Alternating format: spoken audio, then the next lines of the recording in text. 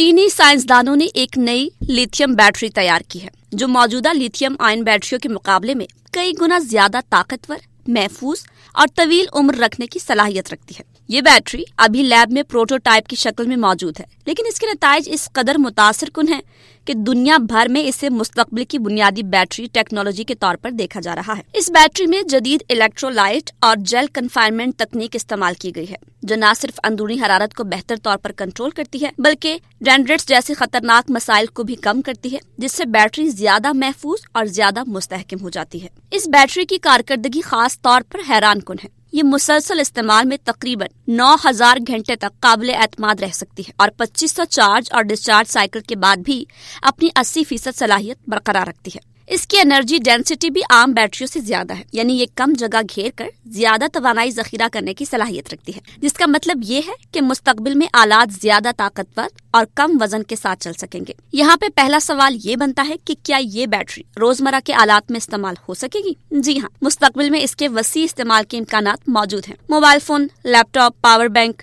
Drones, robotic आलात और smart tools जैसे तमाम जदीद आलात में इस बैटरी की वजह से कारकर्दगी कई गुना बेहतर हो सकती है। ज्यादा देर चलने वाली बैटरी और कम चार्जिंग वक्त, यही वो दो चीजें हैं जिनकी हर सारिफ को जरूरत होती है, और ये नई तकनीक इन्हीं दोनों मसाइल का बेहतरीन हल फराहम कर सकती है। अब दूसरा अहम सवाल सामने आता है कि क्या ये बैटरी इलेक्ट्रिक गाड़ियों में भी इस्तेमाल हो सकती है? इसका जवाब भी है हाँ। लिथियम मेटल और सॉलिड स्टेट बैटरियां असल में इलेक्ट्रिक गाड़ियों के मुस्तकबिल के लिए तैयार की जा रही हैं। दुनिया की बड़ी ऑटो कंपनियां, खुसूसन टोयोटा 2027 से 2030 के दरमियान ऐसी ईवी मॉडल्स लॉन्च करने का मंसूबा बना रही हैं, जिनमें इसी टेक्नोलॉजी की बुनियाद पर बनने वाली बैटरियां इस्तेमाल होंगी। इसका फायदा ये होगा कि गाड़ी एक चार्ज पर कहीं ज्यादा फासला तय करेगी, चार्जिंग तेज होगी और बैटरी की मजमूई उम्र भी मौजूदा गाड़ियों से कई गुना बेहतर होगी।